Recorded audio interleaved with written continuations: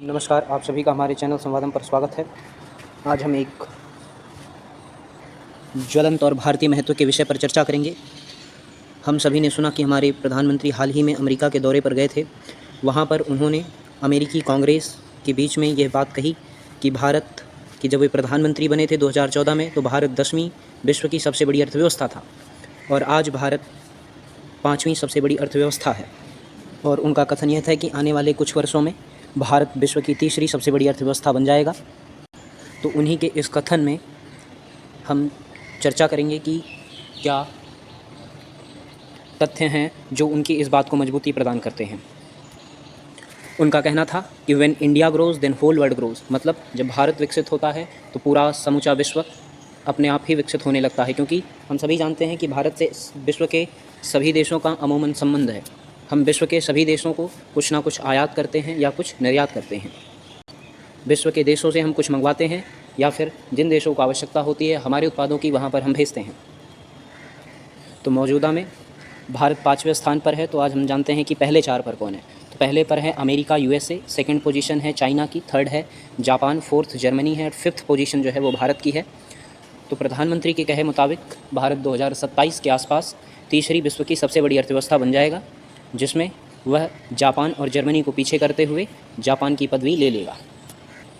आज मौजूदा में भारत की GDP जो है वो 3.75 ट्रिलियन है $, और जिन देशों के साथ हमारा कंपटीशन होना है उनकी GDP है, पहली अमेरिका की GDP $26 ट्रिलियन, चाइना की GDP $19.3 ट्रिलियन और जापान की GDP $4.41 ट्रिलियन और जर्मनी की GDP है $4.30 ट्रिलियन और हमारी हमने जैसा कि बताया ये भी 3.75। अभी तक जिन देशों को भारत ने पीछे किया है उनकी GDP भारत के आसपास या भारत से कम रही थी, इसलिए उनको हमने जल्दी ही ओवरकम कर दिया।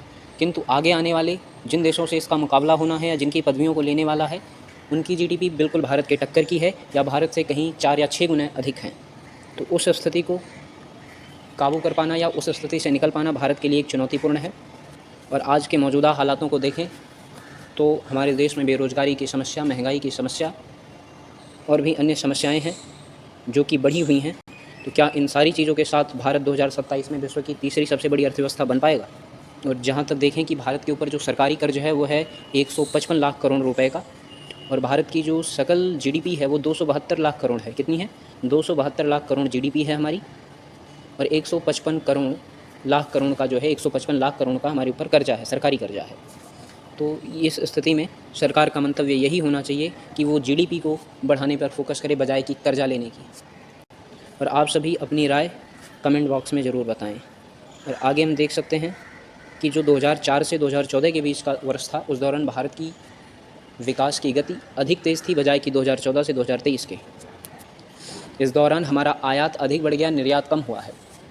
हम आयात करने वाले, मंगवाने वाले देशों में ज़्यादा हो गए हैं बजाय कि अपनी चीज़ों को बेचने में, क्योंकि मुनाफा तो बेच के ही कमाया जाता है। तो मौजूदा सरकारों को या व्यवस्था जो भी है उनको इस विषय पर ध्यान देना चाहिए कि वो देश से बेरोज़गारी, महंगाई, अशिक्षा, गरीबी, भुखमरी, भ्रष्टाचार, अव्यवस्था, सुशासन इत्यादि की नींव को और मजबूत करें। और हम सभी कामना करते हैं कि भारत तीसरी नहीं पहली भी अर्थव्यवस्था बने विश्व की। धन्यवाद।